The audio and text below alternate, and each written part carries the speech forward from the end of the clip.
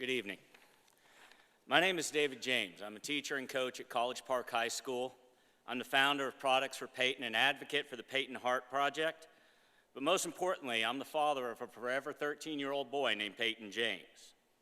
On October 8th, 2014, I received the phone call that every parent dreads. I was sitting in my truck about to leave work when my phone rang. I looked at the caller ID and saw it was Jackie, Peyton's mother, my ex-wife. I'd already had a bad day and I thought about letting it go to email or voicemail. It was late, I didn't want to deal with any more drama, but something made me answer. All she said was, "David, you need to speak to this police officer." In the second it took for her to hand the phone over, my mind raced through several scenarios from there's been some kind of accident to Peyton's temper has finally gotten the best of him. The officer took the phone and said, "Sir, this is Officer so-and-so of the Georgetown Police Department. Peyton James has hung himself." With those 5 words, my world turned upside down forever. I sat in my truck in that empty parking lot, stunned, listening to the rain pound on the roof before I completely lost it. I screamed, I yelled, I beat on the steering wheel and the roof of the cab with all my might. I bargained with God and offered my life for Peyton's, but to no avail. I managed to compose myself long enough to call my wife to come get me, but after that, I lost all control until she arrived to console me. That night, my wife Lisa, myself, and my daughter Emily traveled through the rain, the traffic, and the darkness to Dell Children's Medical Center in Austin to be by Peyton's bedside.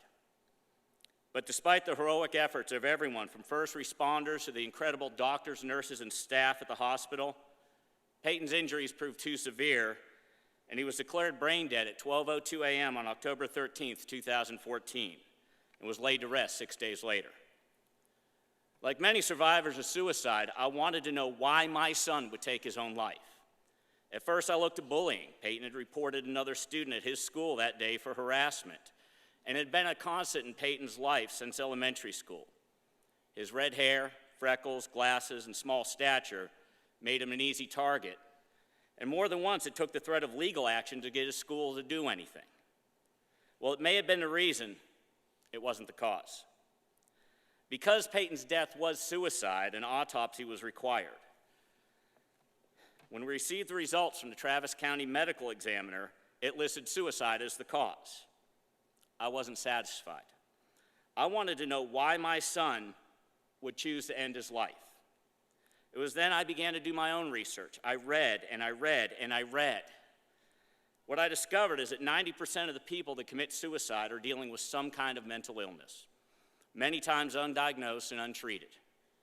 I learned that the most common mental illness, depression, is the cause of over 2/3 of reported suicides in the U.S.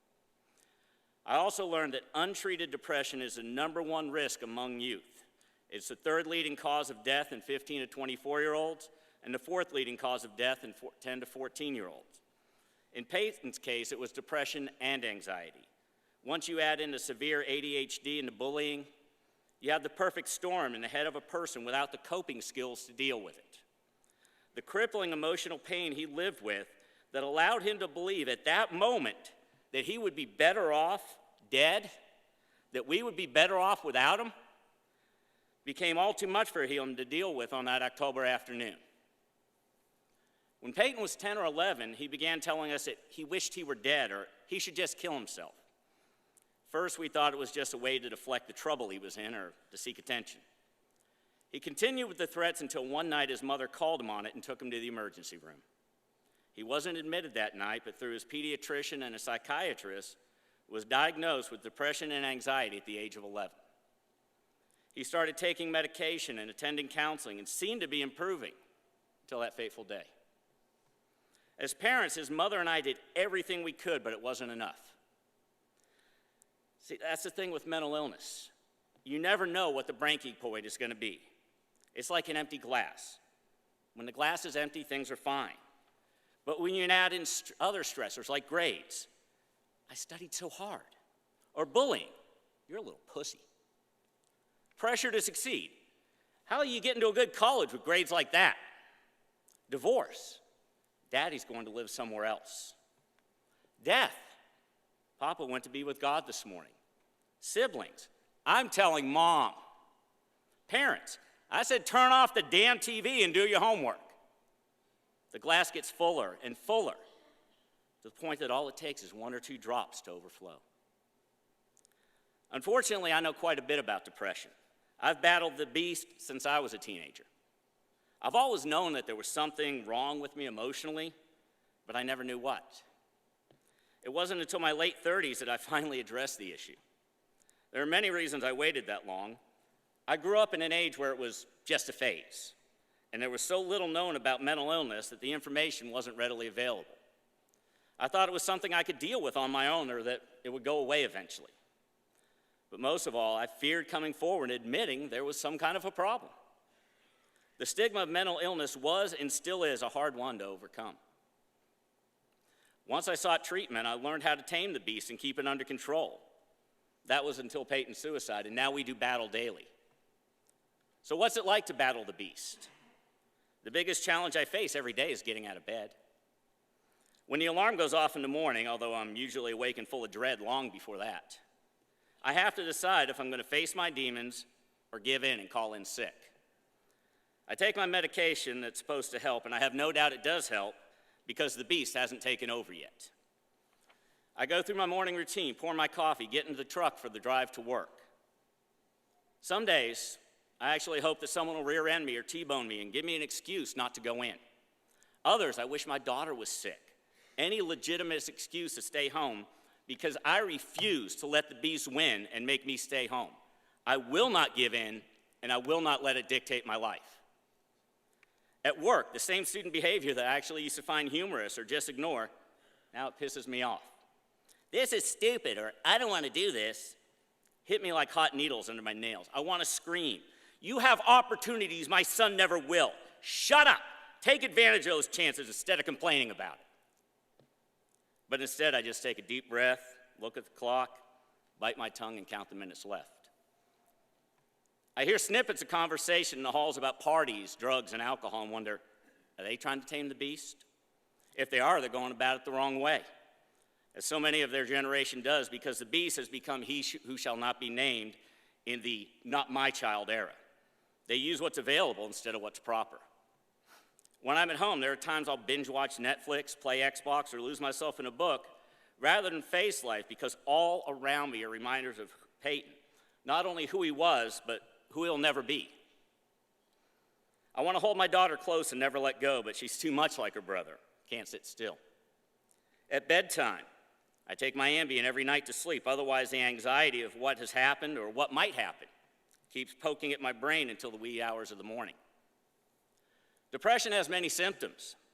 You may feel lethargic, like you have no energy. The inability to concentrate, sleeping too much or too little, eating too much or too little, feeling worthless, hopeless, helpless, negative, pessimistic, losing interest in activities that you previously enjoyed, crying frequently, withdrawing from others, neglecting personal appearances, feeling angry or guilty, unable to think clearly or make decisions. If any of these symptoms apply to you or someone you know and they last more than 2 weeks, I beg of you, please seek help. If you had the flu or a constant nagging headache or trouble breathing, you'd seek medical help. The same goes for your emotions. Begin with your family doctor and go from there. They can refer you to the proper mental health professionals if necessary. Depression, anxiety, bipolar disorder, these are illnesses just like cancer and diabetes and should be treated as such. You also need to follow the course of treatments as recommended. Up to 80% of those treated for depression show an improvement in their symptoms, generally within 4 to 6 weeks of beginning medication, psychotherapy, attending support groups, or a combination of these treatments. If that means medication, then take the medication. If it means counseling, go to counseling. There's no shame in either. If the first medication doesn't work, try another. If you don't click with your first therapist, find another. Just like any illness, there is no one-size-fits-all approach. Whatever you do, don't give up or give in to the beast. If you need a chemotherapy or dialysis, would you refuse to go because you're worried about what your neighbors or family might say? No. You would attack the illness head on. You'd get a hold of it, you'd fight it, and you'd do whatever is necessary to defeat it. Just like any other illness, it will take time. There will be missteps, backslides, good days, bad days, and worse days. You'll want to give up. You want to give in, but don't. As the Scottish poet Dylan Thomas once said, and I have embedded in my arm now, do not go gentle into that good night. Rage against the dying of the light. Fight like your life depends on it, because in the end, it very well might. Good night, Boo. Daddy loves you very much. Thank you.